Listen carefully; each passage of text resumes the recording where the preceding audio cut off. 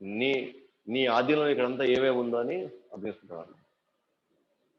So మనం అందరం కూడా ఇట్లానే మన ప్రయాణం కూడా అట్లాగే మనందరికీ ఈ ప్రపంచంలో చాలా చాలా అభిప్రాయాలు ఉన్నాయన్నమాట. మన చిన్నప్పటి నుంచి మనం పుట్టిన విధానము, మనం పెరిగిన విధానంలో ఎన్నెన్నో మంది ఎన్నెన్నో రకాలుగా మనకి రకరకాల ఫీడింగ్ ఇచ్చేసారు ఈ ప్రపంచం గురించి. జీవితం అంటే అది, జీవితం అంటే ఇది, తర్వాత భక్తి అంటే ఇది, న్యాయం అంటే ఇది, ధర్మం అంటే ఇది. ఎవరికి వాళ్ళు ధర్మం అంటే వాళ్ళకి తోచిన విధంగా ధర్మం అనుకుంటున్నారు. న్యాయం అంటే వాళ్ళు ఎవరు తోచిన వాళ్ళు న్యాయం అనుకుంటున్నారు. అంటే మనం అందరూ ఫీడింగ్ ఇవ్వబడ్డాం మనం రకరకాలుగా. పెద్దవాళ్ళు, బంధువులు, అర్హత లేని వాళ్ళు, అర్హత ఉన్న వాళ్ళు, మీడియా, అన్ని ఇవన్నీ చూసుకొని మన అనుభవాలతో మనకంటూ కొన్ని అభిప్రాయాలు పెట్టేస్తున్నాం మనం మనసులో. ఓకేనా? ఉదాహరణకి ఇప్పుడు ఆరోగ్యం అని తీసుకున్నాం అనుకోండి మన ప్రయాణంలో. ఓకేనా? జ్వరము, జలుబు చాలా కొంచెం సింపుల్ గా వచ్చేటువంటి, అంటే కొంచెం మనం హ్యాండిల్ చేయగలిగినటువంటి జబ్బులు అవి. ఆరోగ్యం. కడుపు నొప్పి ఇంకొంచెం తీవ్రమైంది. ఒక 2-3 రోజులు కడుపు నొప్పి వచ్చిందంటే ఇంక మనం తినడము కష్టమైపోతుంది. తర్వాత నీరసం వచ్చేస్తుంది, ఇదైపోతుంది. తర్వాత మూడోది వచ్చేసరికి షుగరు, బీపీ. ఇప్పుడు చెప్పాలంటే అన్ని రోగాల కంటే కూడా అతి దారుణమైన రోగాలు షుగరు, బీపీ అని. హార్ట్ అటాక్ కాదు, లేకపోతే క్యాన్సర్ కాదు. ఎందుకంటే అవన్నీ వస్తే అటు ఇటు తేల్చేస్తాయి. నువ్వు మనం చచ్చిపోవడమా, లేకపోతే పోరాడి కొంతవరకు మనం బతకడం అనేది ఎటు తేల్చేస్తాయి. కానీ షుగర్, బీపీ మాత్రం మన జీవితంలో జీవితాంతం అవి ఉండాల్సిందే. మనం ఎన్ని మాత్రలు వేసుకున్నా, ఎన్ని ఇంజక్షన్లు వేసుకున్నా ఉండాల్సిందే. ఈ 3 జబ్బులతో చూస్తే జ్వరం జబ్బులు ఈ చిన్న చిన్న సలహాలతో లేదా చిన్న చిన్న వాటితో మనం ఇబ్బందిలా మనం బయటపడిపోవచ్చు. కడుపు నొప్పి ఇంకొంచెం స్పెషలిస్ట్ దగ్గరికి వెళ్ళి ఇంకొంచెం హై ప్రొఫైల్ డాక్టర్ దగ్గరికి వెళ్తే కొంతవరకు మనం మేనేజ్.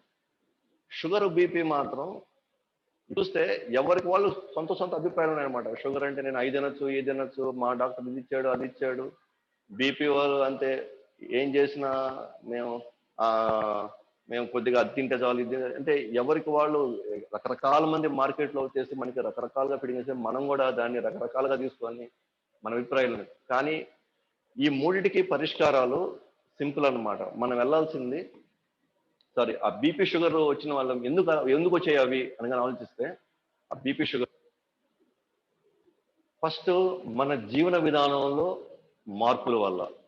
అంటే మన తోచిన విధంగా నిద్రపోవడం, తోచిన విధంగా పనిచేయడం, తోచిన ఒక రెస్ట్ లేకుండా ఎప్పుడు పడితే అప్పుడు లేయడం, పడితే అప్పుడు పడుకోవడం, మన ఇష్టం వచ్చినట్టుగా మనం తిరిగి మనం తెచ్చుకున్నట్టు జీవన విధానం.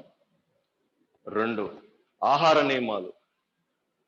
తోచినట్టు తిని ఎప్పుడు పడితే అన్ని మంచివే అని ఒక అద్దు పొద్దు లేకుండా ఉదయం రాత్రి అది ఇంటి బయట రోడ్లోనా ఇంట్లోనా అని ఆలోచించుకున్నా ఇష్టం వచ్చి తినడం వల్ల.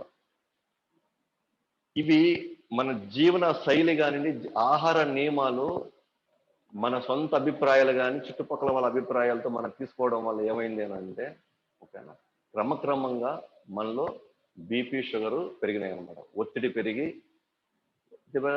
ఒక ఆర్టిఫిషియల్ లైఫ్ స్టైల్ అన్నమాట అది. ఓకేనా.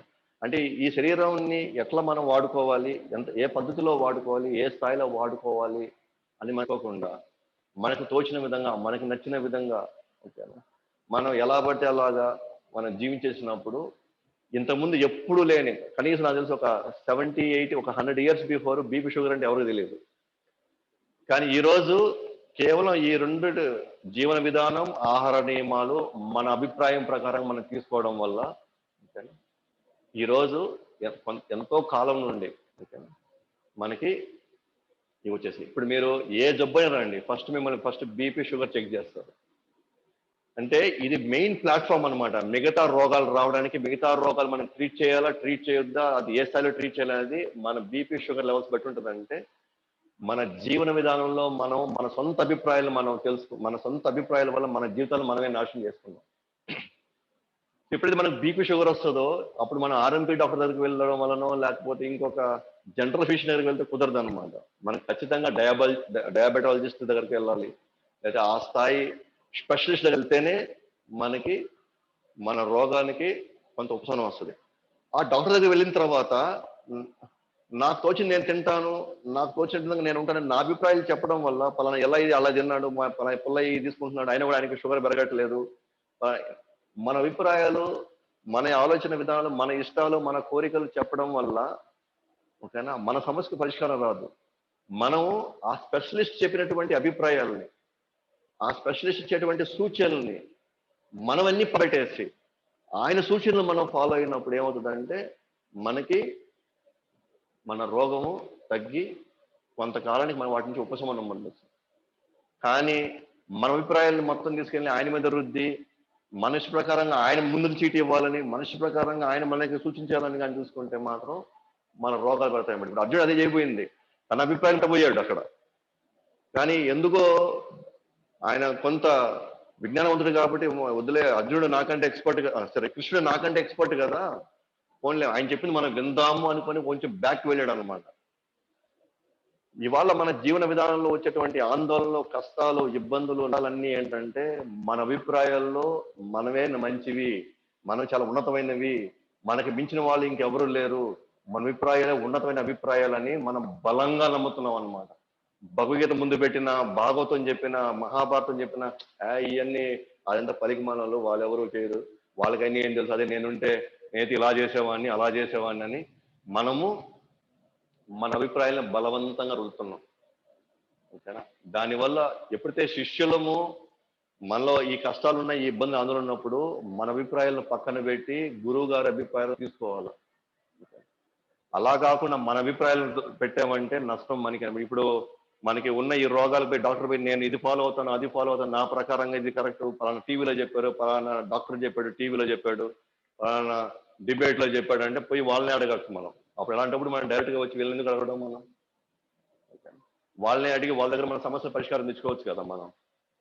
కాబట్టి ఒకసారి మనం ఆయన దగ్గరికి వెళ్ళామంటే మన అభిప్రాయాలు పక్కన పెట్టి ఆయన అభిప్రాయాలు తీసుకోవాలి. మన అభిప్రాయాలు కానీ తీసుకోకపోతే ఆయన అభిప్రాయాలు మన మన మన అభిప్రాయాల మీద మనం కానీ వెళ్ళామంటే మనం ప్రమాదం ఏంటంటే ఇక్కడ దీర్ఘకాలిక రోగాల వైపు వెళ్తాం అనమాట. ఇంకా భయంకరమైన రోగాల వైపు వెళ్తాం మనం.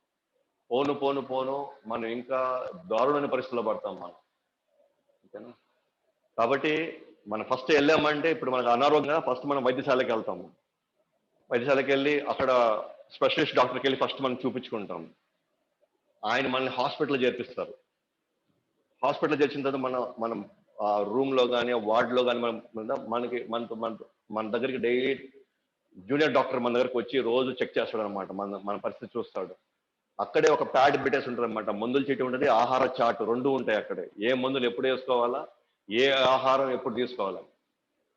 సో స్పెషలిస్ట్ డాక్టర్ యొక్క ఆదేశం మేరకు, జూనియర్ డాక్టర్ యొక్క పర్యవేక్షణలో ఓకేనా, మందులు ఆహార చార్ట్ మనం తీసుకున్నట్లయితే ఇక్కడ మళ్ళీ మన సొంతంగా మనం సెపరేట్ గా మనం ఏదో కొన్ని ఇంటికాడ కొన్ని తెప్పించుకొని ఊరగాయలు ఓకేనా, అన్నము, సాంబార్లు, స్వీట్లు, గీట్లు మన సెపరేట్ డైట్ ఏదో ఉండకూడదు. మళ్ళీ పలానా వాళ్ళు షుగర్ స్వీట్ తిన్నా కూడా వాళ్ళు బాగయ్యారు, పలానా వాళ్ళు ఇంత తిన్నా కూడా వాళ్ళు బాగా అయిపోయారు, అక్కడే ఇబ్బంది పడలేదు అని మన అభిప్రాయాలు ఇక్కడ ఏం పెట్టుకోకూడదు. ఇక్కడ స్పెషలిస్ట్ డాక్టర్ని కలిసాము, ఆయన ఇలా ఉండమన్నాడు.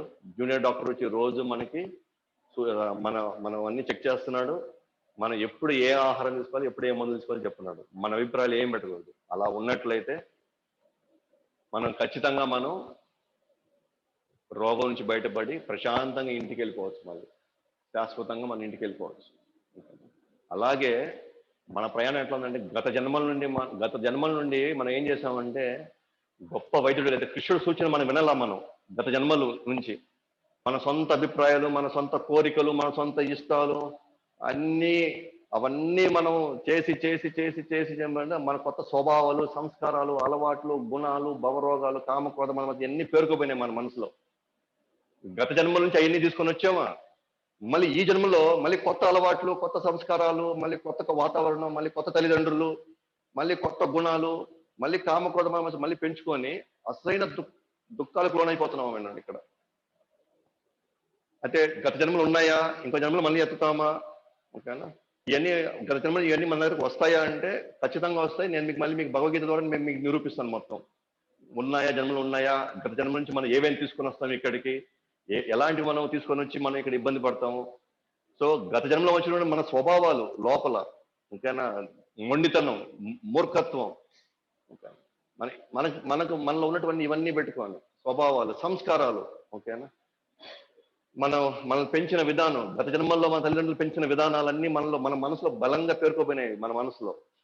తర్వాత సంస్కారాలు, ఈ జన్మలో మళ్ళీ ఎవరో ఏ తల్లిదండ్రుల దగ్గరకు వచ్చామో వాళ్ళు ఏమేమి నేర్పిస్తున్నారో, ఏది రైటో ఏది రాంగో మనకు తెలియదు. వాళ్ళు ఏది చెప్తే మనం తీసేసుకుంటాం. అందరూ మంచి వాళ్ళైనా, అందరూ చెడ్డ వాళ్ళైనా, వాళ్ళు ఏంటంటే ఒకటి మాత్రం చెప్పాలి, ఏ తల్లిదండ్రులు అయితే శాస్త్రాలని ఫాలో అవుతూ వాళ్ళ పిల్లల్ని పెంచుతున్నారో వాళ్ళు పర్ఫెక్ట్ గా పెంచుతున్నట్టు అర్థం. శాస్త్రాలు ఫాలో కాకుండా మనం పెంచే వాళ్ళందరం కూడా మన వాస్తవానికి మనం ఎక్కడ కూడా సరైన విధానంలో మనం పెంచట్లేదని మనం అర్థం చేసుకోవాలి. ఎందుకంటే మనమే మాన్యువల్ చూసి ఫాలో కావట్లేదు, మనమే మాన్యువల్ చూసి మనం పెంచబడలేదు కాబట్టి మనం కూడా వాళ్ళకి నేర్పించలేము మనం. సో అలవాట్లు, గుణాలు, భవరోగాలంటే కాంత మాత్రలు, ఓకేనా. సో ఇవన్నీ మనకి అసలైన దుఃఖాలకు లోనైపోతున్నాయి. ఇప్పుడు ఎటు పోవాలో అర్థం కావట్లేదు. దీనివల్ల మనం ఏదైనా కొంతమంది శత్రువుల్ని, కొంతమంది మిత్రుల్ని, కొంతమందిని దూరం చేసుకున్నాం, కొంతమంది దగ్గర చేసుకున్నాం, కొంతమంది చేత అవమానాలు పడుతున్నాం, కొంతమంది చేత ఇబ్బంది పడుతున్నాం. ఇట్లా మనం కుటుంబాల్లో, సమాజంలో అన్ని రకాల పరిస్థితుల్లో మనం గందరగోళం పడుతున్నాం అన్నమాట. సో ఇంత గందరగోళం ఉండే మనం, ఇంత ఇబ్బందులు పడే మనం, ఇంత కష్టపడే మనం ఆస్తులు పెంచుకోవడం వల్లనో, మన మంది మాత్బలం పెంచుకోవడం వల్లనో, మన అస్త పెంచుకోవడం వల్ల లోపల ఈ రోగం అయితే పోదు. ఓకే, దుఃఖము మనకు సంబంధించింది, లోపల మన మనకు సంబంధించింది, అది అంతర్గతంగా ఉండేది. డబ్బులు బయట ఉన్న కాగితాలు లాంటివి. ఈ కాగితాలు లోపల ఈ మనసుని ఏమైనా టచ్ చేయగలుగుతుందా?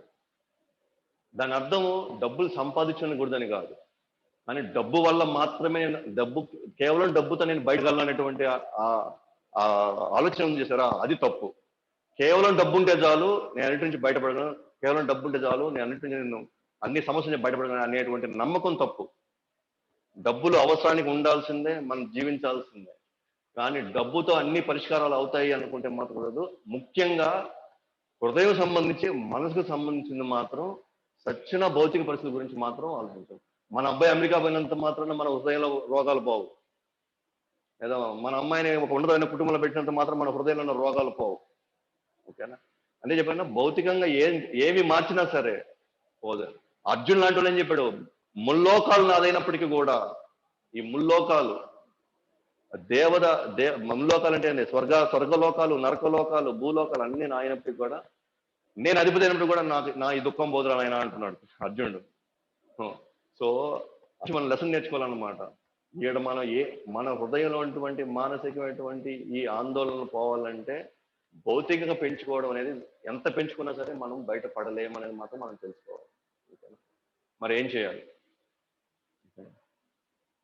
చూడండి, మన ప్రయాణం.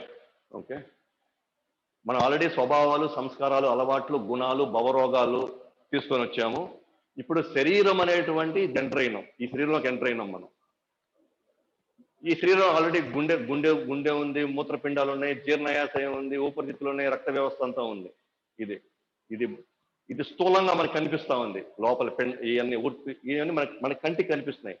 మన కంటికి కనిపించినటువంటి స్వభావం, సంస్కారాలు, అలవాట్లు, గుణాలు ఇవన్నీ లోపల ఆల్రెడీ మనల్ని ఇబ్బంది పెడుతున్నాయి. మళ్ళీ కొత్తగా ఇంకొక మెషిన్లోకి ఎంటర్ అయినాం, ఈ శరీరం అనే మెషిన్లోకి అయినాం. ఈ శరీరము, ఈ మెషిన్ మళ్ళీ ఇంకో విధంగా ఇది పనిచేస్తుంది. మనం అనుకున్నట్టుగా పనిచేయదు. అది ఎలా పనిచేస్తే మనం తెలుసుకొని దాని తగ్గట్టుగా మనం నడుచుకోవాలి. సో మన సంస్కారాలతో, ఈ స్వభావాలతో, ఈ గుణాలతో మనం ఫస్ట్ ఈ శరీరంలోకి వచ్చామా, ఈ శరీరంతో మళ్ళీ ఈ భౌతిక ప్రపంచం మళ్ళీ వచ్చాం, ఈ భౌతిక ప్రపంచంలోకి మళ్ళీ వచ్చాం. అంటే ఇది ఒక పెద్ద మెషిన్. మళ్ళీ ఈ ప్రపంచం, భౌతిక ప్రపంచం అనేది, ఈ భూమి అనేది ఒక మెషిన్ అయితే, నేను ఫస్ట్ శరీరం అనే మెషిన్లోకి ఎంటర్ అయ్యి ఫస్ట్ ఆ మెషిన్తో నేను పనిచేసుకుంటూ మళ్ళీ ఈ భౌతిక ప్రపంచం, ఈ భూమి అనేటువంటి ఈ మెషిన్లో మళ్ళీ నేను చూసుకోవాలి. మళ్ళీ అంటే నేను భూమి ప్రకృతి గురించి తెలుసుకోవాలి, నా శరీరం గురించి నేను తెలుసుకోవాలి, నాలో ఉన్న స్వభావాలు, సంస్కారాలు, అలవాట్లు, గుణాలు, భవరోగాలు తెలుసుకోవాలి. ఈ మూడు ఎవరైతే తెలుసుకోగలరో, లేదా ఎవరికైతే ఈ మూడిటి గురించి తెలుసో, ఎవరైతే ఈ మూడిటి గురించి ప్రత్యేకంగా దీన్ని ఎవరైతే తయారు చేశారో, ఈ భౌతిక ప్రపంచాన్ని తయారు చేసిన వాడు, ఈ శరీరాన్ని ఈ విధంగా తయారు చేసింది ఎవరు, లోపల ఈ స్వభావాలు, మన అలవాట్ల వల్ల ఏవైతే ఇవన్నీ వచ్చాయో వీటి గురించి ఎవరికైతే పూర్తిగా తెలుసో, అలాంటి వాటికి వెళ్ళి మనం సరెండర్ అయితే అతను ఎందుకంటే ఆయన మ్యానుఫ్యాక్చరర్ ఆయన కదా, తయారు చేసింది ఆయన కాబట్టి ఆయన పూర్తిగా అన్నిటిని సెట్ చేయగలరు. ఎందుకంటే తయారు చేసిన ఆయన కాదు. ఇప్పుడు మనకు మెషిన్ తయారు చేసామనుకోండి, ఆ మెషిన్ యొక్క ప్రతి పార్ట్ మ్యానుఫ్యాక్చరర్ తెలుసు, తయారు చేసిన వ్యక్తికి తెలుసు. కాబట్టి ఆ మెషిన్ లో ఏ లోపం వచ్చినా సరే అతను వెంటనే పలానా వైరింగ్ తప్పైంది, పలానా పలానా స్క్రూ ప్రాబ్లం అయింది, పలానా దగ్గర కనెక్షన్ కట్ అయింది అని కరెక్ట్ గా చెప్పేయగలరు అనమాట, ఏది వచ్చినా సరే. అలాగే ఎవరైతే ఈ భౌతిక ప్రపంచాన్ని సృష్టించాడో, ఎవరైతే ఈ శరీరాన్ని సృష్టించాడో, ఎవరైతే వీటన్నిటిని అద్భుతంగా దీన్ని అమర్చాడో, ఆ మ్యానుఫ్యాక్చర్కి వెళ్ళి మనం చెప్పుకుంటే ఖచ్చితంగా అతను 100% మన రోగాలు, మన కష్టాలు, మన ఆందోళనలు, మన రకరకాలైనటువంటి ఈ ఈ దుఃఖకరమైన పరిస్థితి నుంచి ఖచ్చితంగా మనం బయటపడతాం. కానీ మనకి ఎవరు పట్టుకోవాలంటే, ఎవరు మ్యానుఫ్యాక్చర్ చేసేది దీన్ని, ఈ ప్రపంచాన్ని ఎవరు సృష్టించాడు, ఇలాంటి షరతులతో ఎవరు దీన్ని సృష్టించారు, ఈ శరీరాన్ని ఎవరు సృష్టించారు, ఎక్కడి నుంచి వచ్చింది ఈ పదార్థం, ఎవరు డిజైన్ చేశారు దీన్ని అంతా, ఇలాగా లోపల ఉన్నటువంటి ఈ ఏవే లోపల ఉన్నటువంటి స్వభావాలు, సంస్కారాలు, అలవాట్లు, గుణాలు, భవరోగాలు, వీటి నుంచి బయట ఎలా పడగలం అంటే మనం వెళ్ళి మ్యానుఫ్యాక్చరర్ని అడగాలి. ఇప్పుడు వెళ్ళి ఎవరు ఆ మ్యానుఫ్యాక్చరర్ అంటే అదే కృష్ణుడు ఆ మ్యానుఫ్యాక్చరర్ అన్నమాట. అది మనకి నిరూపిస్తారు అన్నమాట. సో మన ఈ భూ ప్రపంచానికి వచ్చినప్పటికీ ఇప్పుడు మనం ఈ కుటుంబాల్లో ఉన్నాం ప్రస్తుతానికి. సొంత అభిప్రాయాలతో, సొంత ఆలోచనలతో, రాగద్వేషాలతో ఏది ధర్మమో ఏది అధర్మమో తెలుసుకోలేక, ఏది న్యాయమో ఏది అన్యాయమో తెలుసుకోలేక, మనం ఏది అనిపిస్తే న్యాయం అనుకుంటాం, ఏది తోచేది ధర్మం అనుకుంటాం, ఏది మనకి మంచి అనిపిస్తే అదే మంచి అనుకుంటాం, మిగతా చెడులు అనుకుంటాం. అంటే ఒక వ్యవస్థని తెలియకుండా మన పెరిగిన వాతావరణం, మనం చూసిన విధానం, ఇవన్నీ మనం డిసైడ్ చేస్తాం అనమాట. ఏది మంచి, ఇది నిజంగా మంచిది మనకు తెలియదు, ఇది నిజంగా న్యాయం అని మనకు తెలియదు.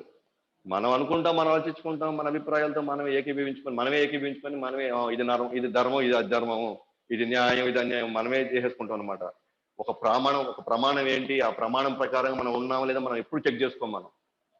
దీనివల్ల ప్రమాదం ఏంటంటే, ఏది న్యాయమో ఏది అన్యాయమో, ఏది ధర్మమో మంచి చెడు మనం తెలుసుకోలేకపోతే ప్రమాదం ఏంటంటే దీర్ఘకాలిక ఆర్థిక అసమానతలు వచ్చేస్తాయి మన జీవితాల్లో, ఎన్నో మానసిక శారీరక రోగాలు వచ్చేస్తాయి, అవమానాలు ఉన్న అనేక పరిస్థితుల్లో మనం వెళ్ళి జన్మలు మనం ఎత్తే పరిస్థితి వచ్చేస్తుంది. మళ్ళీ రకరకాల కర్మలు చేసి, ఎందుకంటే ఆర్థిక అసమానతలు ఉంటే మనకు ఖచ్చితంగా దోచుకోవాలనిపిస్తుంది, లేకపోతే ఎవరిని ఇబ్బంది పెట్టాలనిపిస్తుంది, ఎవరైనా మనం లాగేయాలనిపించేస్తుంది. మానసిక శారీరక రోగాలు ఉన్నప్పుడు, మనం మనసు స్థిరంగా లేనప్పుడు ఎవరినంటే వాళ్ళని అరిచేస్తాం, ఎవరినంటే వాళ్ళని తప్పుగా ఉంటాం, కొంతమంది ఇబ్బంది పెడతాం, కొంతమందిని కష్టపెడతాం, అవమానాలు రకరకాలుగా మనం ఇక్కడ కొంతమంది మన ఇబ్బంది పెడితే, ఇట్లా దీనివల్ల ఏమవుతుందంటే రెస్ట్లెస్ అయిపోయి మనం తెలియకుండానే అనేకమైనటువంటి పాపాలు, కర్మలు చేసి మనం మళ్ళీ కొత్త జన్మలకి మళ్ళీ మనం దారి తీసుకుంటాం అన్నమాట.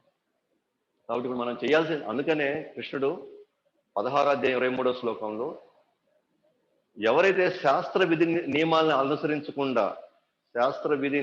అనుసరించకుండా వర్తతే కామకర్త, వాళ్ళ సొంత విషయం సొంతంగా వాళ్ళే కానీ నిర్ణయాలు తీసుకొని వాళ్ళే కానీ ఇక్కడ కానీ వాళ్ళు జీవితాన్ని కానీ కొనసాగిస్తే నససిద్ధిం నమప్నోతి నసుఖం నా పరాంగతి, వాళ్ళు ఎప్పటికీ పరిపూర్ణులు కాలేరు, వాళ్ళకి ఎప్పుడు సుఖము రాదు, వాళ్ళు పరాంగతిని అంటే వైకుంఠాన్ని లేదా భగవంతుడి యొక్క సాంగత్యాన్ని, భగవంతుడి ప్రేమను పొందలేరు అనమాట. వాళ్ళు ఎవరైతే శాస్త్ర విధుల్ని పక్కన పెట్టి శాస్త్రం నుంచి వినకుండా వర్తతే కామకారత, వాళ్ళు ఉన్న స్వభావాలను బట్టి, సంస్కారాలను బట్టి, గుణాలను బట్టి ఇది మంచి, నేను చేసేదంతా కరెక్టే, నేను అనుకున్నదంతా కరెక్టే అని కానీ మనం అనుకోని కానీ చేసినట్లయితే మనకి ఎప్పటికీ సుఖము రాదు, మనం ఎప్పుడు కూడా పరిపూర్ణమని తృప్తి ఉండదు, లేదా మనం భగవంతుడి యొక్క ప్రేమని భగవంతుని ఎప్పుడు మనం పొందలేక ఇక్కడే మళ్ళీ జన్మ మృత్యు, మళ్ళీ ముసలితనం, రోగం, చావు, పుట్టుకలతో మళ్ళీ తిరుగుతూనే ఉంటాం. ఇక్కడ ఈ జన్మ రాహిత్యాన్ని మనం పొందలేమన్నా. అదే కృష్ణుడు మళ్ళీ ఏమంటాడు 16వ 24వ శ్లోకంలో, ఎవరైతే తస్మాత్ శాస్త్రం ప్రమాణంతే, ఎవరైతే శాస్త్రాన్ని ప్రామాణికంగా తీసుకొని కింద పెట్టుకొని కార్యకార్య వ్యవస్థలో ఏమి చేయాలో ఏమి చేయకూడదో అని అర్థం చేసుకొని శాస్త్ర విధులను ఆచరిస్తుంటే శాస్త్ర విధిని ఆచరిస్తూ కర్మకర్తం ఎవరైతే ఆ కర్మలు చేస్తారో శాస్త్ర ప్రమాణంగా తీసుకొని ఏది చేయాలో ఏం చేయకూడదో తెలుసుకొని అర్థం చేసుకొని శాస్త్ర విధుల్ని అనుసరిస్తూ వాళ్ళ కర్మలు చేసినట్లయితే వాళ్ళు క్రమక్రమంగా ఈ భవరోగాలకి ఈ ఆందోళన నుంచి కష్టాల నుంచి వాళ్ళు బయటపడగలుగుతారు. ఓకేనా? ఆస్తులు పాస్తులు ఫెసిలిటీస్ ఇవన్నీ టెంపరీగా మనకి కొంతవరకు మేలు చేసేదేమో కానీ దీర్ఘకాలికంగా మనకి ఖచ్చితంగా మనం ఇబ్బంది పెడతాం అన్నమాట. అయితే లోపలని ఈ భవరోగాలు తీసుకోవడానికి కామక్రోధం బయట తీయడానికి కొంత ఇప్పుడు కష్టంగా ఉంటదేమో, ఇప్పుడు మనం అవి పాటించడానికి కూడా కొంచెం ఇబ్బందిగా ఉంటదేమో, కానీ దీర్ఘకాలికంగా మాత్రం మనకి మేలు జరుగుతుంది అన్నమాట. ఎప్పుడైతే మనం రోగం వచ్చినప్పుడు టెంపరీగా మనం మాత్రలు వేసుకుంటే టెంపరీగా రిలీఫ్ ఇస్తుందేమో, కానీ మనం లోపలికి వెళ్ళి స్కాన్ చేసుకొని చెక్ చేసుకోకపోని అసలైనటువంటి కారణం ఏంటో తెలుసుకోకపోతే మాత్రం మనం ఈ రోజు మనం వేసుకున్న మాత్రలు తర్వాత మనం ఐసీయూలో పడుకోవాల్సి వస్తుంది అన్నమాట. అదేదో ఇప్పుడే మనం డాక్టర్ దగ్గరికి వెళ్ళేసి ఇప్పుడే మనం ఏమేమి తినకూడదో ఏమేమి తినాలో జీవితాంతం కొన్ని నియమాలను పాటిస్తూ మనం ఇప్పుడు కొంచెం కష్టపడ్డామంటే మనం ఎక్కువ కాలం మనం బెడ్ మీద పడకుండా ఐసీయూలోకి పోకుండా మన కుటుంబంతో మనం ప్రశాంతంగా ఉండొచ్చు అన్నమాట. కాబట్టి ఈ భౌతిక ప్రపంచం వచ్చాం కదా, సో అసలు మెయిన్ స్పెషలిస్ట్ డాక్టర్ ఇక్కడ ఎవరు అంటే కృష్ణుడు, జూనియర్ డాక్టర్ ఎవరంటే గురువు. ఓకేనా? ఎందుకంటే ఆయన మన పర్యవేక్షణలో మన దగ్గర ఉంటాడు, మన దగ్గరకు వస్తూ ఉంటాడు, పోతూ ఉంటాడు, మనం వాళ్ళని కలుస్తూ ఉండొచ్చు, వాళ్ళని చెప్తుంటాడు. మందులు లేదా ఆహారం చేయడం గీత ఇన్స్ట్రక్షన్స్, ఏం తినాలి ఏం తినకూడదు, ఎలా ఉండాలి ఎలా ఉండకూడదు, ఏది న్యాయం ఏది అన్యాయం అని చెప్తుంది అనమాట. అయితే మనం అనుకోవచ్చు ఇక్కడ కృష్ణుడు కృష్ణుడు ఎట్లా స్పెషలిస్ట్ అవుతాడు, కృష్ణుడు నిజంగానే నా గురించి తెలుసా, నన్ను తయారు చేసిన ఆయనేనా అంటే ఎస్. భగవద్గీతలో 7వ అధ్యాయం 4వ శ్లోకంలో భూమి రపో నలో వాయు కం మనో బుద్ధి రేవచ అహంకారం ఇతీయం మే భిన్నా ప్రకృతి అస్తద. భూమి రపో నలో వాయు కం, ఆశం భూమి నీరు నిప్పు గాలి పంచభూతాలని, అహంకారం బుద్ధి మనస్సు, ఈ మూడు, ఇవన్నీ కూడా నా యొక్క భిన్న ప్రకృతి. అంటే భగవంతుడే తన శక్తుల ద్వారా ఈ భౌతిక సృష్టిలో ఉన్నటువంటి పంచభూతాలే, మన శరీరంలో ఉండేది మొత్తం శరీరము ప్లస్ ఈ భౌతిక సృష్టిలో ఉన్న మనకు కనిపించే ప్రతి వస్తువు పంచభూతాలతో చేసిందే అనమాట. శరీరంలో ఉన్నటువంటి కిడ్నీ, లంగ్, లివరు ఏదైనా సరే, మనం ఏది తీసుకున్నా సరే ప్రతిదీ కూడా పంచభూతాలతో చేసిందే. ఓకేనా? కాబట్టి ఈ పదార్థం ఎక్కడి నుంచి వచ్చింది? కృష్ణుడి నుంచి వచ్చింది. ఓకేనా? కాబట్టి దీని మ్యానుఫ్యాక్చరర్ ఎవరు? కృష్ణుడు. అది కాకుండా 7వ అధ్యాయం మళ్ళీ 5వ శ్లోకంలో మళ్ళీ నెక్స్ట్, ఇది కాకుండా దీనికి భిన్నమైనటువంటి ఇంకో ప్రకృతి, ఉన్నతమైన ప్రకృతి ఇంకోటి ఉందంట. అంటే ఏది?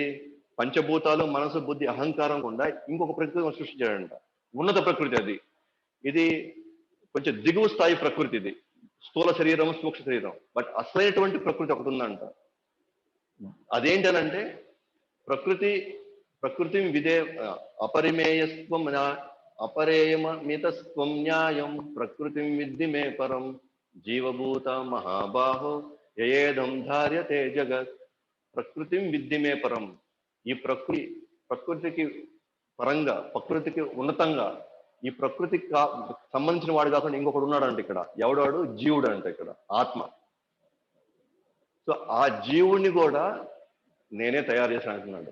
ఆ జీవుడు ఇక్కడ వచ్చి ఈ ధార్యత్ అంటే ఈ జగత్తుని మొత్తం అతను ఉపయోగించుకుంటున్నాడు అనమాట. అంటే పంచభూతాలను తయారు చేసింది ఆయనే, లోపల ఉన్న సూక్ష్మ పదార్థమైనటువంటి మనసు బుద్ధి అహంకారం తయారు చేసింది ఆయనే.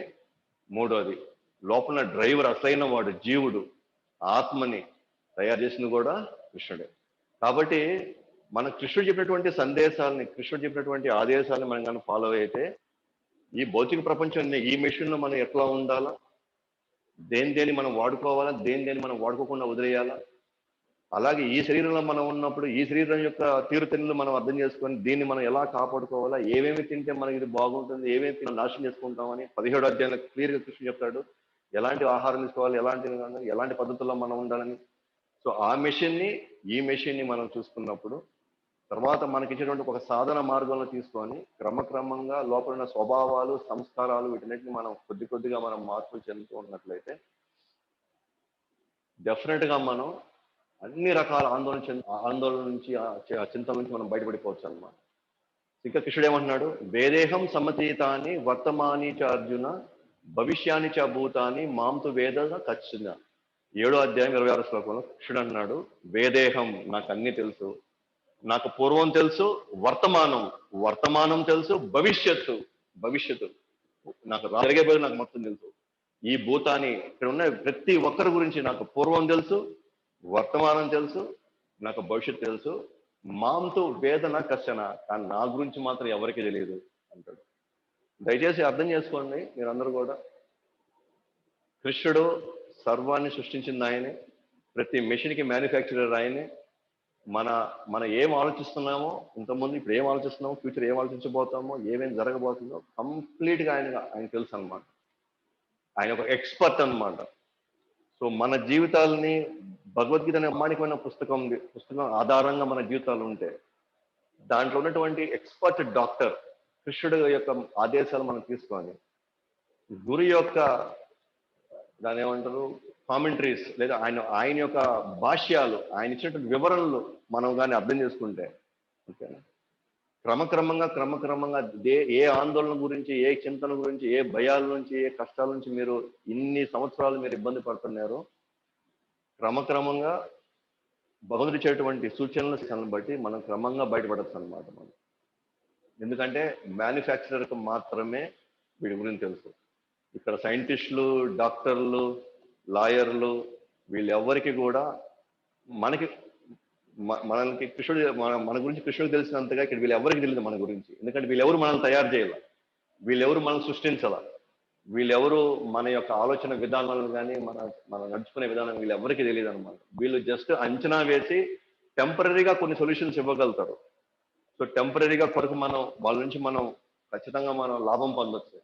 కానీ శాశ్వతంగా ఏదైనా కావాలనుకుంటే, శాశ్వతంగా విముక్తి చెందాలనుకుంటే మాత్రం డెఫినెట్గా మనం కృష్ణుడిని అన్నాలన్నమాట. భగవద్గీత మనం పట్టుకొనే తీరాలి. మనం చేయలేదనుకోండి, ఆదేశాలు పాటించలేదనుకోండి, మనలో స్వభావాలు, సంస్కారాలు, మనలో ఉన్నటువంటి ఈర్ష, ద్వేష, కామకు ఇవన్నీ నెక్స్ట్ మన పిల్లలకు మనం ట్రాన్స్ఫర్ చేయాలి అన్నిటిని. ఓకే, రేపు వాళ్ళు మనలాగే వాళ్ళు ప్రవర్తించారు అనుకోండి, మనం కట్టుకోలేము. ఓకే, మనలాగా వాళ్ళు ప్రవర్తిస్తే మనకి ఏదైతే ఇప్పుడు అంత బాగుంది, బ్రహ్మాండం ఉంది, అద్భుతంగా ఉంది, మన గురించి మనం తెలుసుకుంటే అది యాక్చువల్గా అద్భుతాలు ఏం కావాలి.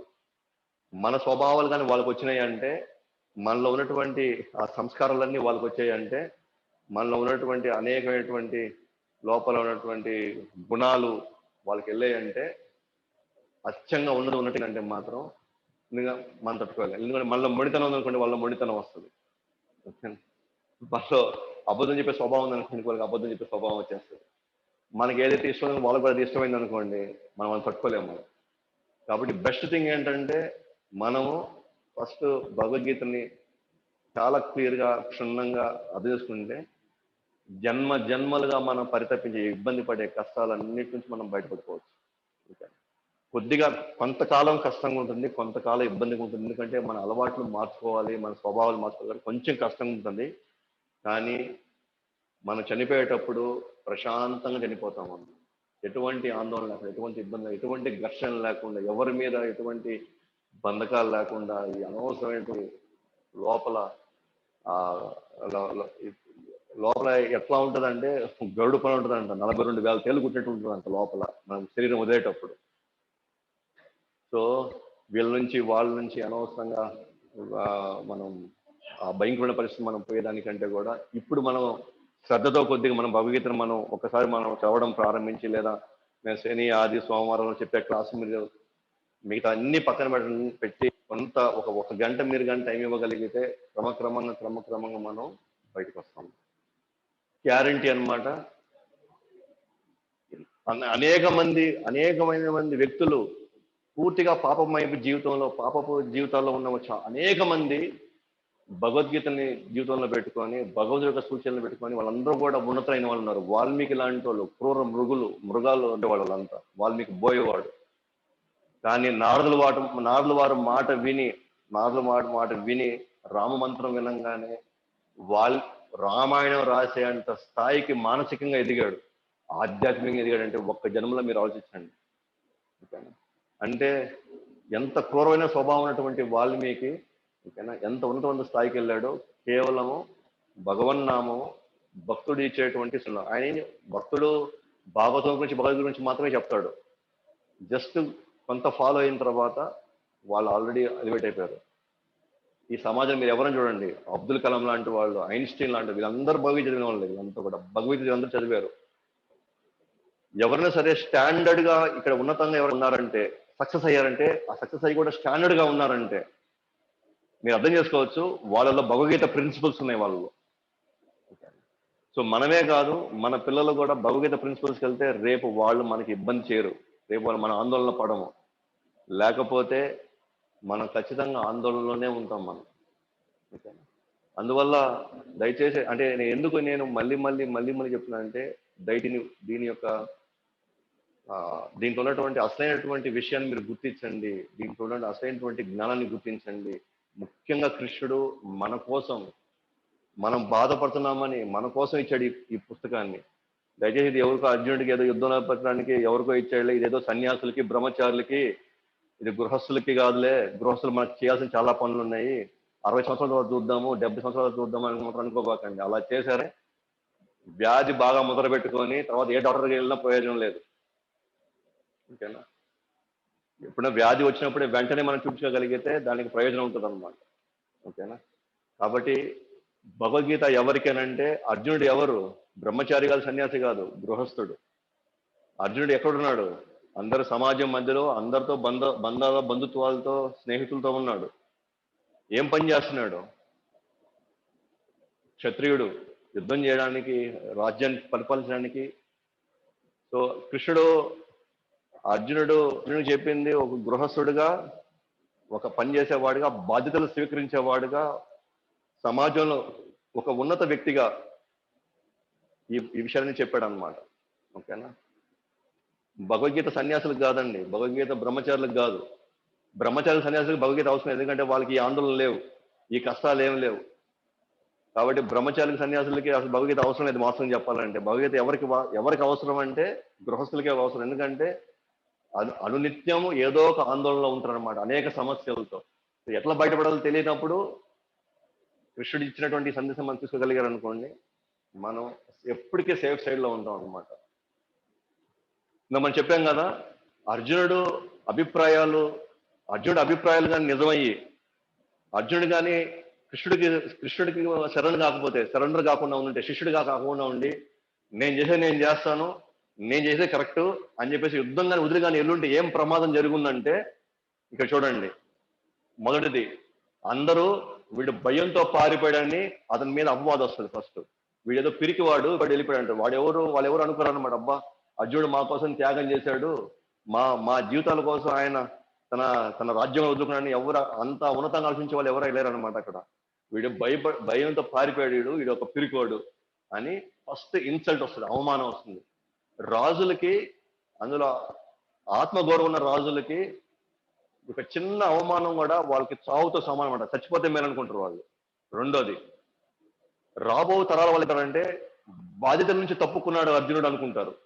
అరే, క్షత్రియుడు అంటే యాక్చువల్గా యుద్ధం చేయాలా, అందులో అధర్మం మీద అసలు యుద్ధం చేయాలా, అలాంటప్పుడు సరైన సమయంలో పోయి పక్కకి వెళ్ళిపోయాడంటే బాధ్యతల నుంచి తప్పించుకున్నాడు. అప్పుడు నెక్స్ట్ తరం వాళ్ళు ఏమనుకుంటారు, మనం కూడా బాధ్యత నిర్వర్తించాల్సిన అవసరం లేదు, అర్జున్ లాంటి వాడే వెళ్ళిపోయాడు, నాదేముంది, నేను సత్యంగా ఉండకపోతే నాకెందుకు, మన మాట మీద ఉండకపోతే మనకేదో, అర్జున్ లాంటి వాడే మాట తప్పాడు, యుద్ధం చేస్తా చెప్పి వెళ్ళిపోయాడు, నాలాంటి వాడు మాట తప్పితేనేమి తప్పకపోతేనేమి అని నెక్స్ట్ తరం వాళ్ళకి మనం బ్యాడ్ ఎగ్జాంపుల్ అయ్యేవాడు. నెక్స్ట్ తన ధర్మాన్ని అతను చేయలేదు కాబట్టి ఖచ్చితంగా నరకలోకాలకు వెళ్ళేవాడు. ఓకే. 4, కంటి ముందు అతను సపోజ్ యుద్ధం చేయకుండా అడుక్కోవడానికి వెళ్ళాడు అనుకోండి, ఎక్కడ ఉన్నాడు అనుకోండి, తన కంటి ముందు అక్రమాలు చూసి రోజు అక్రమాలు చూడాల్సిన పరిస్థితి వచ్చేది, రోజు అక్రమ పాలన చూడాల్సిన పరిస్థితి వచ్చేది. అదొక మళ్ళీ ఒక ధర్మాసుడుగా ఉండి అక్రమ పాలన మళ్ళీ ఓర్చుకోలేడు, మళ్ళీ జీవితాంతం మళ్ళీ ఇబ్బంది. తర్వాతగా తన ఒంటరిగా ఉన్నప్పుడు అతన్ని ఎవరైనా బంధించేయవచ్చు, లేదా అతన్ని చంపేయవచ్చు. అంటే అతను నిజంగా తన అభిప్రాయాలు గొప్ప అభిప్రాయాలు కానీ అనుకోని కానీ తన కానీ యుద్ధం నుంచి కానీ వెళ్ళిపోయి ఉంటే మాత్రం ఖచ్చితంగా ఈ అన్నిటి మీద అతను సమస్యలు ఎదుర్కొనేవాడు. వీటన్నిటి మీద సమస్యలు ఎదుర్కొని జీవితం విలువ లేకుండా పోయేది, జీవితం అర్థవంతం లేకుండా, రోజు క్షోభించి క్షీణించి నేను ఎంత పెద్ద పొరపాటు చేసిన యుద్ధం చేయకుండా అని జీవితాంతం ఇబ్బంది పడాడు. అందుకే మన అభిప్రాయాలు మనకి ఎప్పుడు మేలు కరెక్టే అని అనిపిస్తాయి మనకి. ఓకేనా. దయచేసి మనకు ఉన్నటువంటి ఈ రజో తమో సత్వగుణాలు మలిచిన విధానం, మన సంస్కారాలు, మన స్వభావాలు మనకి ఎప్పుడు మేలు చేయవన్నమాట. మనం ఆ పరిస్థితిలో కూడా లేము. మనం మనం అన్ని ఉన్నత భావాలనుకుంటాం మనం. అందువల్లే మన అభిప్రాయాల్ని భగవద్గీత చదివేదానికి వెళ్ళినప్పుడు దయచేసి మన అభిప్రాయాలు పక్కన పెట్టి కృష్ణుడు ఏం చెప్తున్నాడో నా మేలు కోరినవాడు. సో ఎప్పుడైతే అర్జునుడు బెనిఫిట్ ఆఫ్ డౌట్ కింద కృష్ణుడికి అప్పచెప్పేశాడు, సరే నాయన నువ్వు చెప్పింది నేను చేస్తా అన్నాడు. దానివల్ల అర్జునుడికి ఏమొచ్చిందంటే, అర్జునుడు ఎస్ మంచి ధీరుడు అనేటువంటి తన తన తన కీర్తి ముల్లోకాలు వెళ్ళిందనమాట. కృష్ణ భక్తుడు అనేటువంటి తనకు ఒక మంచి బిరుదు వచ్చింది. ఓకేనా. ఎస్ ఉన్నతమైన భక్తుడు, కృష్ణ భక్తుడి తను అనే తన స్థాయిని పెంచింది. వాస్తవానికి అప్పుడు ఏమనుకున్నాడు, భీష్ముడిని చంపితే ఎట్లాగా, ద్రోణాచార్యం చంపితే పాపం వాళ్ళు ఎట్లాంటి వాళ్ళు నా గురించి ఏమనుకుంటారు అని చాలా ఆందోళన చెందాడు. కానీ యాక్చువల్గా భీష్ముడు చాలా ఆటలు అనమాట. పర్వాలేదు, ఈ రాజ్యం ఒక ధర్మాసుల చేతిలోకి వెళ్ళింది, అధర్మాసుల నుంచి ధర్మాసుల చేతిలోకి యాక్చువల్గా భీష్ముడు ఆనందపడతాడు అనమాట. అంటే అతను ఏవైతే భయపడ్డాడో యాక్చువల్గా అది తనకి ఇప్పుడు తన మనసు చాలా ప్రశాంతి వచ్చింది. ఎందుకంటే భీష్ముడు నిజంగా పాండవుల రాజుల వేషంలో చూసి చాలా ఆనందపడతాడు అనమాట. ఎందుకంటే భీష్ముడు తన ఈ కురు వంశాన్ని, ఈ రాజ్యాన్ని మంచి వాళ్ళ చేత పెట్టాలనుకుని అతను ఇంకా అంపశయంలో పడుకునే ఉంటాడు అనమాట. అతను యుద్ధంలో ఓడిపోయిన తర్వాత చచ్చిపోలే వెంటనే. యుద్ధం అంతా అయిపోయి ఈ రాజ్యం మంచి వాళ్ళ చేతిలోకి వెళ్ళిందా, ధర్మాసం చేతిలోకి వెళ్ళిందని చూసిన తర్వాతే తన ప్రాణం వదిలేడు అనమాట. యాక్చువల్ ఆనందపడ్డాడు. ధర్మపాలన వల్ల ప్రజలు, సాధువులు అందరూ ఆశీస్సులు ఇచ్చారు పాండవులకి, అర్జునుడికి ఆశీస్సులు ఇచ్చారు. నువ్వు ఉన్నతంగా బతుకు, వైకుంఠం వెళ్ళాలి నువ్వు, కృష్ణుడు ప్రేమ పొందాలి నువ్వు అని వాళ్ళందరూ ఆశీస్సులు ఇచ్చారు. అంతిమంగా అర్జునుడు లాస్ట్ లో కృష్ణుడు చెంతకు వెళ్ళిపోయాడు, గోలోక బృందానికి వెళ్ళిపోయాడు అనమాట కృష్ణుడు. ఓకే. అండ్ అర్జునుడు తన అభిప్రాయాలను పక్కన పెట్టి కృష్ణుడు చెప్పిన దానికి ఒప్పుకున్నాడు కాబట్టి, కృష్ణుడు చెప్పింది ఉన్నట్టుగా చేశాడు కాబట్టి తను అమాంతంగా లాభం పొందాడు అనమాట.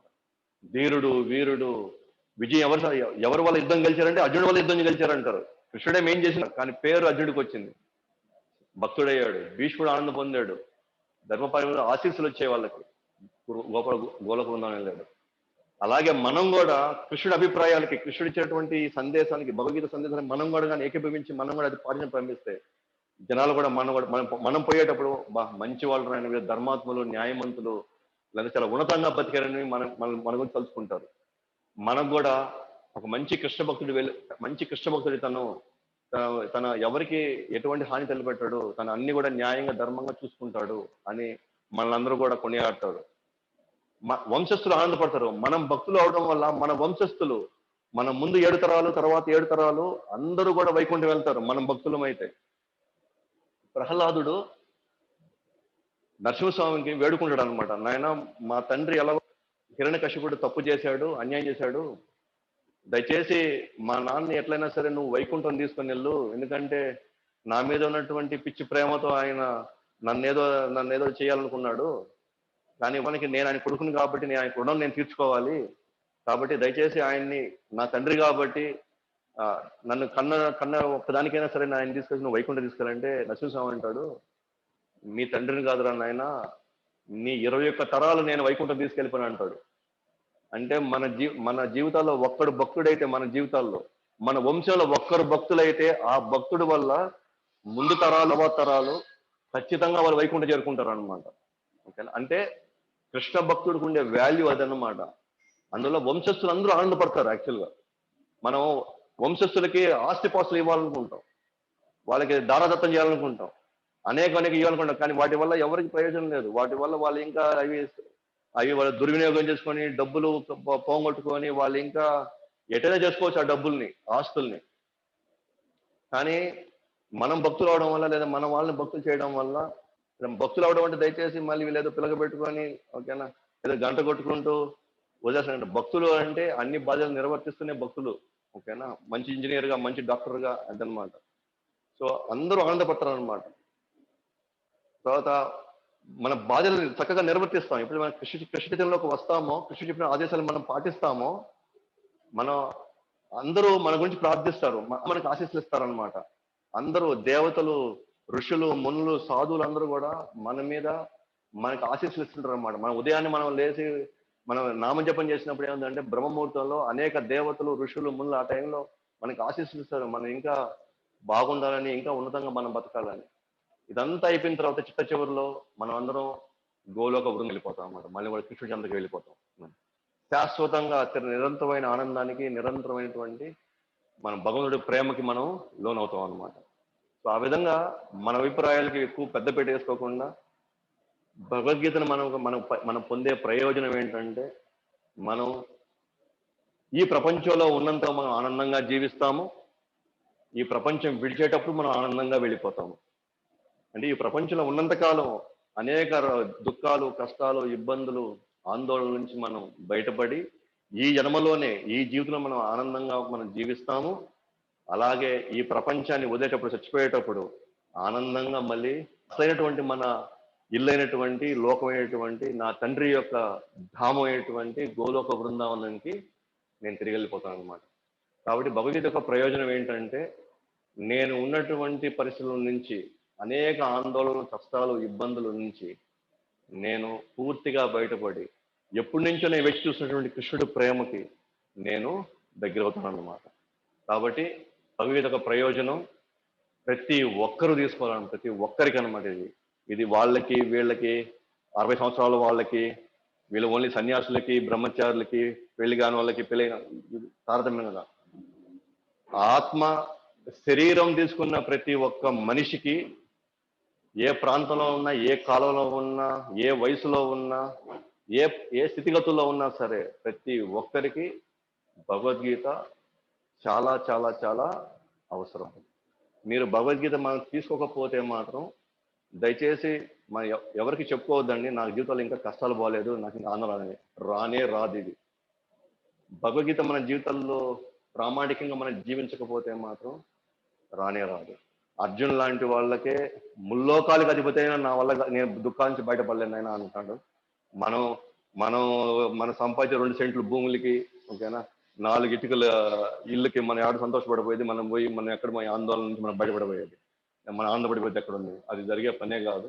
సో దయచేసి నా మాటలు కొంచెం కఠినంగా ఉండొచ్చు, మీకు చెప్పే మాట కొంచెం కష్టంగా ఉండొచ్చు, కానీ వాస్తవాలు మీరు గ్రహించాలని, ఇంతకాలం మనం చూసుకున్న విధానంలో మనకి ఎక్కడ ప్రశాంతత లేదు, ఆనందం లేదని మనం గ్రహించి ఇక్కడి ఏదైనా సరే, ఇప్పటి నుంచి అయినా సరే మనం కొద్దిగా భగవద్గీత మీద శ్రద్ధ పెట్టి, అంటే భగవంతుడి దయ వల్ల మీకు కొంతమంది చెప్పే వాళ్ళు ఉన్నారు, కొంత మీకు అర్థం చేసుకునేదానికి మీకు అర్థమయ్యేలాగా చెప్పేవాళ్ళు కొంతమంది ఉండడానికి అవకాశం. కాబట్టి మీరు ఎవరు కూడా ఈ అవకాశాన్ని కోల్పోకుండా దీన్ని నిరంతరంగా మీరు చేయాలనేదే మా అభిలాష అనమాట, మా కోరిక, మా ఆవేదన కూడా అదే అనమాట.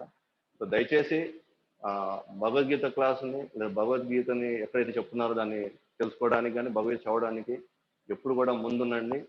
గ్యారంటీ అనమాట, మీరు అనేకమైనటువంటి ఇబ్బందులు, ఆందోళనలు, కష్టాల నుంచి మీరు బయటపడమే కాకుండా కొత్త కొత్త కష్టాలు వచ్చినా సరే దాన్ని ఎట్లా ఎదుర్కోవాలో కావాల్సినటువంటి విధి విధానాలు కూడా మీకు తెలుస్తుంది. ఏ కష్టం వచ్చినా సరే, ఎలాంటి కష్టం వచ్చినా సరే కృష్ణుడు నా వెనకాల ఉన్నాడు, కృష్ణుడు నా ఎందున్నాడు, కృష్ణుడు నన్ను రక్షిస్తాడు అనేటువంటి పూర్తి నమ్మకంతో మనం జీవిస్తాం అన్నమాట. భయం లేకుండా జీవిస్తాం అన్నమాట. ఓకేనా? కాబట్టి ఇక్కడితో నేను ఈ సెషన్ ని క్లోజ్ చేస్తున్నాను, ఈ టాపిక్ క్లోజ్ చేస్తున్నాను. సో దయచేసి ఎవరికైనా కానీ ఆన్సర్స్, ఎవరికైనా క్వశ్చన్స్ కానీ ఉంటే దయచేసి మీరు అడగచ్చు. ఒక 5 నిమిషాలు లేట్ అయింది, సో మీకున్నటువంటి సందేహాలకి నివర్తించుకోవచ్చు అనమాట.